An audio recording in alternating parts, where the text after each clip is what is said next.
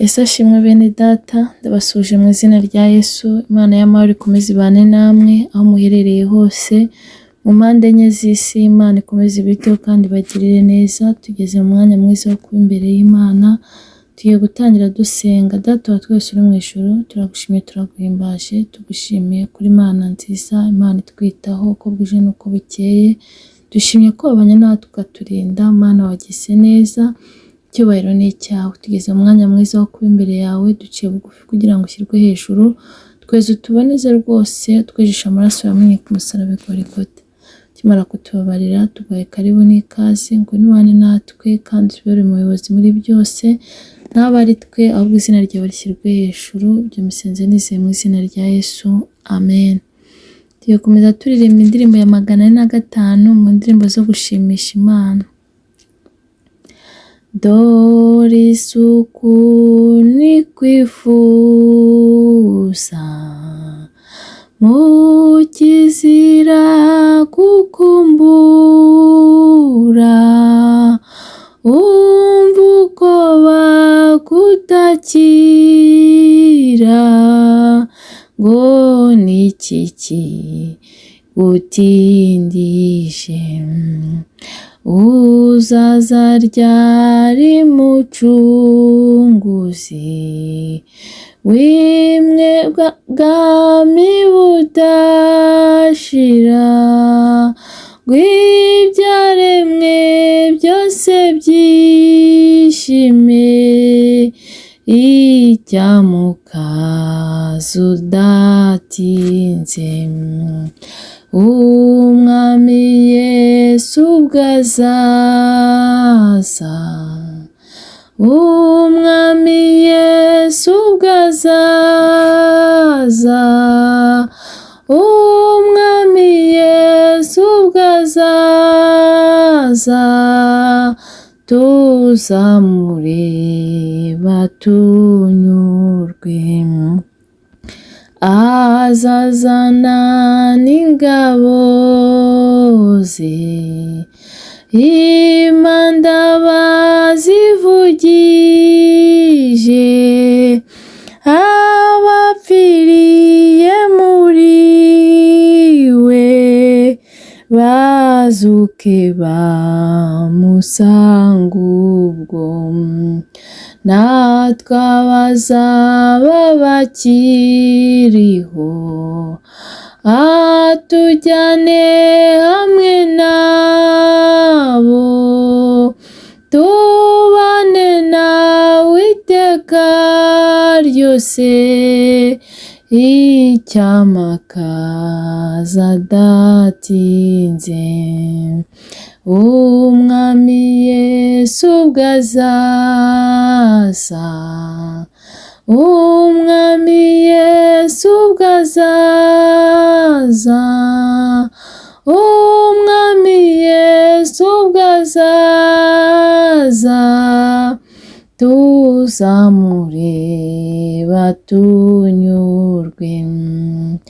Satani n'abadayimoni bazahunga mu maso he, ab'isi babagurano, azaza ngo ababature, kandi amahoro azatwara isi, azaca intambara zishire, ahindura ibi byose bishya, icyamakaza adatinze. Umwami Yesu bwazaza, umwami Yesu bwazaza, umwami Yesu bwazaza, tuzamureba tunyurwe. Bagenzi tube maso, duhore tumwiteguye,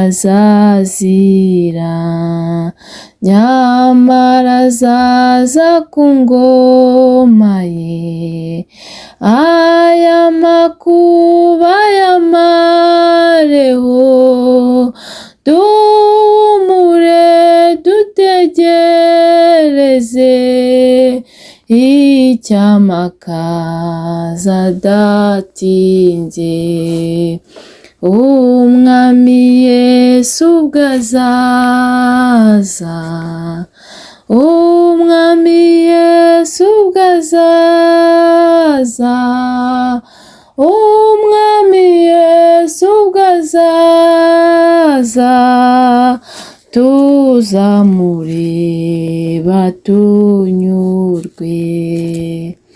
Dukomeze dusoma n'ijambo ry'Imana dusanga mu butumwa bwiza uko bwanditswe na Yohana, ibice 5 kuva ku murongo wa 1 kugera ku murongo wa 15.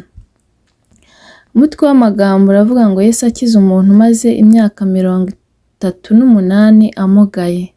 Hanyuma y'ibyo haba iminsi mikuru y'Abayuda, nuko Yesu agiye i Yerusalemu, kandi Yerusalemu bugufi bw'irembo ry'intama hariho ikidendezi mu Ruheburayo cyitwa Betesida, cyariho amabaraza 5.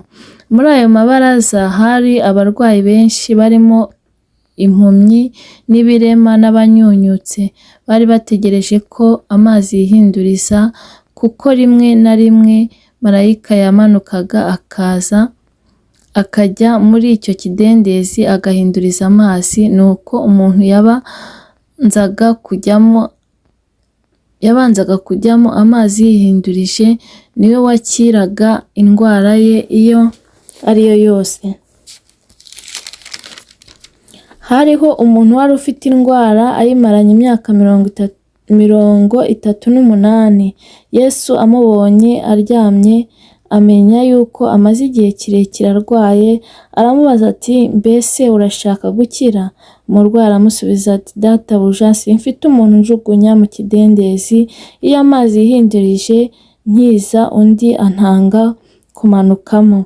Yesu aramubwira ati, byuka wikorere uburiri bwawe ugende.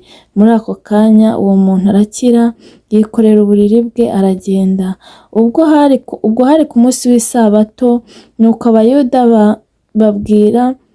babwira ukijijwe bati, dore uyu munsi ni isabato, kandi amategeko ntiyemera ko wikorera uburiri bwawe.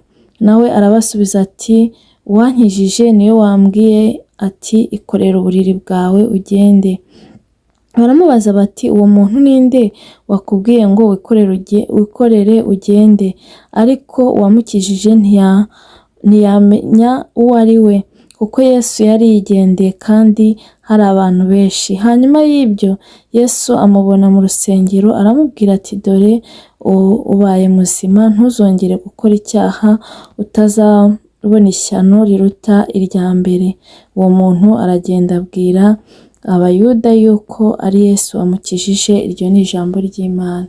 Imana itugirire neza. Ijambo ry'Imana riravuga ku muntu wari umaze imyaka 38 yararemaye. Yahoraga rero kuri iki kidendezi ari ku ibaraza, ariko kubera ko umuntu wabanzagamo niwe wakiraga, akabura umuntu wamujugunyamo, ndetse yajya kumanuka ngo ajye bakamutangayo. Ariko igihe cye kigeze, umunsi ugeze, Yesu ubwe nyirizina ariyizira. Ikintu rero nshaka kukubwira uyu mugoroba, wowe muvandimwe, nshuti unkurikiye, ikintu nshaka kukubwira ni uko ndi kukwingingira Imana kugira ngo Yesu nawe yizire mu ruhande rwawe, uko umwifuza umubone, yiyizire, kandi ni ukuri naza ntabwo ari bubisige uko abisanze, arahindura amateka. Yesu nahindura amateka mu ruhande rwawe, kandi Yesu aze agukize wowe urwaye.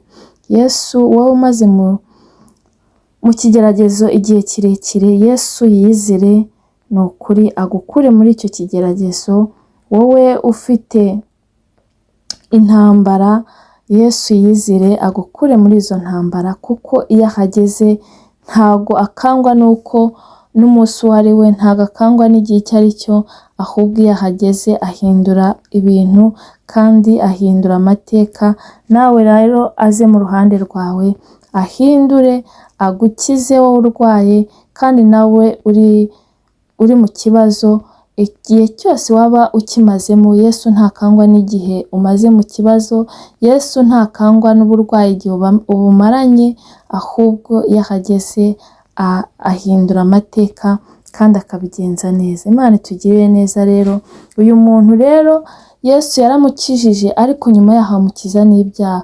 Iyo Yesu rero aje ntabwo areba ikibazo cyonyine ufite, n'ibindi byose n'ibyifuzo byose wari ufite byose abikoraho akabigenza neza. Uyu mugoroba rero Yesu abagenderere, Yesu abasure, Yesu agere aho muri, ni ukuri abiyereke nk'uko yiyeretse Lazaro. Mwabonye ko yageze kwa Lazaro nawe ahindura ibintu. Namwe rero uyu mugoroba Yesu abasure kandi abagirire neza, ahindura amateka, kandi uko mumukeneye mumubone nk'uko yiyeretse uyu murwayi wari umaze imyaka 38. Imyaka 38 ni imyaka myinshi umuntu arwaye, ariko ni ukuri Yesu ntajya akangwa n'igihe umaranye ikibazo, ntajya akangwa n'igihe umaranye ikigeragezo. Iringira Imana, kandi ngo umwami Yesu ubwo azaza ngo tuzamureba tunyurwe. Imana itugirire neza rero. Kandi umuririmbyi yatubwiye ngo icyamakaza adatinze. Ni ukuri humura, ntatinde ku buzima bwawe, kuko tubonye ko uyu murwayi umunsi ugeze, isaha yigeze, Yesu yaraje aramukiza, ndetse ntiyamukiza ubumuga bwonyine, amukiza n'ibyaha. Nawe rero Yesu naza byose ari bubikoreho, ibyo bikugoye, ibyo bitumye wiheba, ibyo bitumye ujya kure y'Imana, ubwo burwayi, Yesu naza ari bubikoreho byose, aguhindurira amateka, akuremera ubundi buzima, kubera ko kwa Yesu hari byose.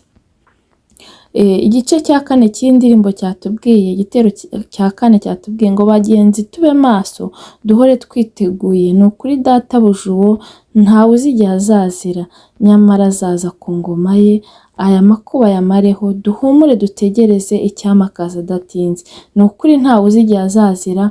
Nk'uko uyu murwayi yari amaze imyaka 38, ntiyari azi igihe Yesu azazira ku buzima bwe, ariko imyaka 38 ishize Yesu araza. Nawe rero wicika intege, wikiheba, Yesu azaza, kandi naza azakuraho ayo makuba yose. Yesu naza azabigenza neza. Tegereza, ntucike intege, utegereze wihanganye, kandi ukomeze ukiranuke muri byose. Imana rero tugirire neza. Icyama Yesu akaza adatinze ku buzima bwawe, icyama Yesu akaza adatinze kuri ubwo burwayi ufite, icyama Yesu akaza adatinze kuri icyo kikugoye. Ni ukuri Yesu aza adatinze ku buzima bwacu. Kandi ngo umwami Yesu ubwo azaza tuzamureba tunyurwe. Humura, Yesu naza ku buzima bwawe, nawe ugiye kumureba unyurwe, ahindura amateka, ahindura ubuzima, abihindure bishya. Icyo usabwa ni ugukiranuka. We rero wari wihebye, we wari ugiye kure y'Imana, we wari ucitse intege, we wari uburwayi bwari butumye ureka Imana, garuka uce bugufi, usaba Imana imbabazi, kubera ko Imana irashoboye. Kandi ni ukuri Yesu ubwo azaza tuzamureba tunyurwe. Imana itugiriye neza rero. Yesu akomeze abagenderere, kandi icyo kibazo ufite Yesu agikoreho, kandi niwizere urubona ubwiza bw'Imana. Reka dusenge. Data wa twese uri mu ijuru, turagushimye, turaguhimbaje, tugushimye neza n'urukundo rwawe, dushimye kuri Imana yacu bwite, dushimye kutwitaho. Mwami Imana, uyu murwayi yari amaze imyaka 38 arwaye, nta muntu umwitayeho. Natwe birashoboka ko hari igihe tugeramo ntihagire umuntu utwitaho, ntihagire umuntu utureba, ariko wowe nk'Imana itwitaho, utureberera uko bwije n'uko bukeye, niwe uzi tugirira umumaro, kandi niwe uzi n'igihe tubikeneye. Umunsi umwe maze urahagera, uhindura amateka, uramukiza, yikorera uburiri bwe, ndetse ntiwamukiza ubumuga gusa, umukiza n'ibyaha kugira ngo azabone ubugingo buhoraho. natwe turakwinginze kugira ngo uze udatinze ku buzima bwacu, kandi abankurikiye buri wese azakurebe anyurwe. Mana igira neza, biteho, bahe imbaraga z'umutima kugira ngo babashe kugutegereza rwose badacitse intege, kandi ubahe gukomeza gukiranuka muri byose, bagutegereze bihanganye kuko uzaza udatinze. Data mwiza, akiza abarwayi, ukize Mwami Imana abarwayi barwaye indwara zitandukanye, ubiteho, ubakoze ikiganza cyawe gikiza. Data mwiza, ita ku batarakumenya, bakwakire nk'umwami n'umukiza. Mwami Imana, ukomeze usuku ubyutse mu itorero, kandi ukomeze uturindire ubugingo ko aribwo buzakubona. Wakoze Mwami kubana natwe muri uyu mwanya, wakoze kutaturetse, ukomeze utwagure mu buryo bw'umwuka, kandi Mwuka wera azerekeze iri jambo rikora icyo wagambiriye. Mbisenze nizeye mu izina rya Yesu, amen. Imana y'amahoro ibahe umugisha, ibiteho, kandi Yesu aza adatinze ku buzima bwanyu, Yesu aza adatinze kuri icyo kibazo ufite, kandi Imana ikomeze ibahe gusoza umwaka neza no kuzatangira undi muri amahoro. Imana y'amahoro ikomeze ibiteho, naho ubutaha. Bye.